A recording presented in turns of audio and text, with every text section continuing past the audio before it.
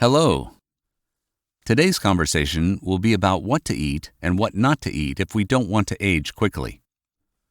The primary mechanism of aging is chronic low-intensity systemic inflammation, which causes all diseases associated with old age: nervous system diseases, Alzheimer's disease, dementia, Parkinson's disease, coordination disorders, arthritis, cancer, immunosuppression, strokes, heart attacks, and other diseases of old age.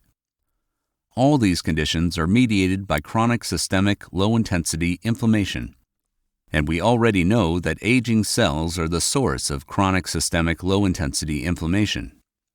Research is already underway to show that it is possible to cleanse the human body of aging cells, but this is a matter of the distant future and will not be cheap. We can already now influence it and change our personal approach to the set of foodstuffs that we have in our refrigerator. We need to exclude from our diet foods rich in refined carbohydrates. It is primarily bakery and confectionery products that contain sugar and starch, white bread, pasta, pizza, cakes, and pastries, and so on.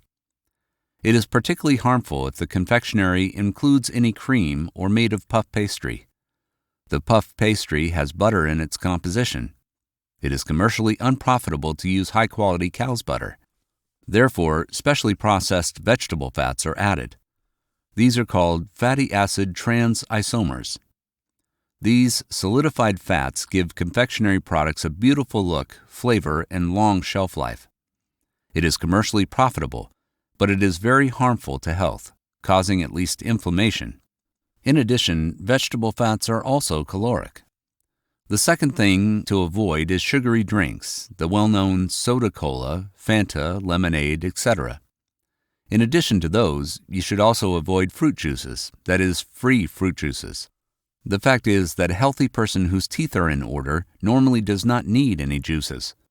Fruits contain a balanced amount of sugar, that is, fructose and pectins, which do not cause a carbohydrate blow to the body. Freshly squeezed juice is already an overkill, which actually only does harm. I feel the same way about freshly squeezed vegetable juices because a person with developed jaws and healthy teeth should try to eat everything in its organic state. The next category is fried foods: French fries, various nuggets, breaded patties, steaks, burgers, and so on.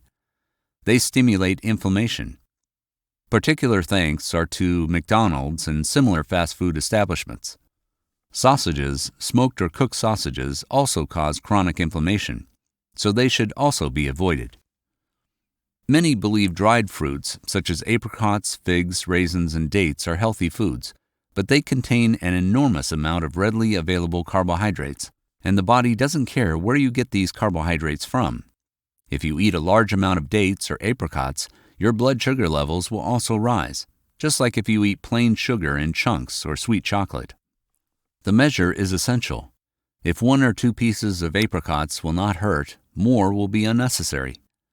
You are mistaken if you lead a sedentary lifestyle and think that dried fruits will only benefit you.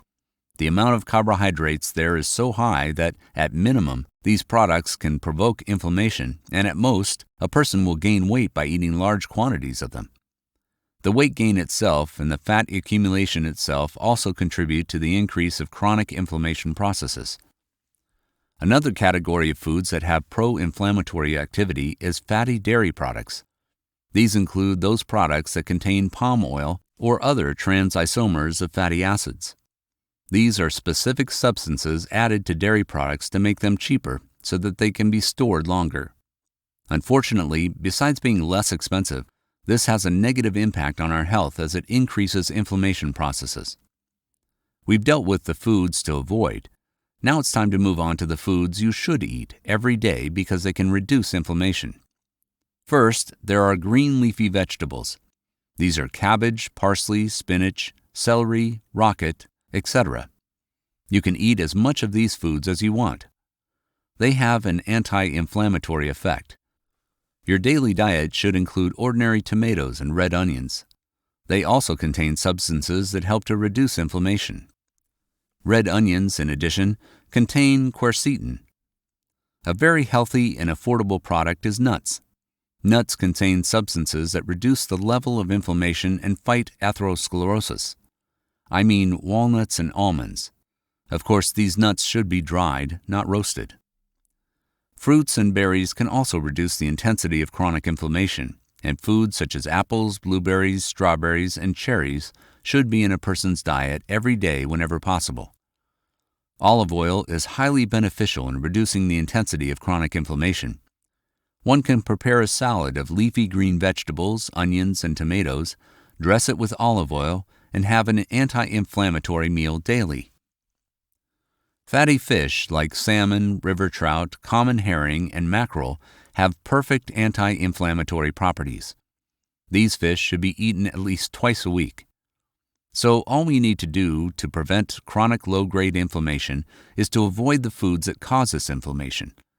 It is also essential to include anti-inflammatory foods in your daily diet.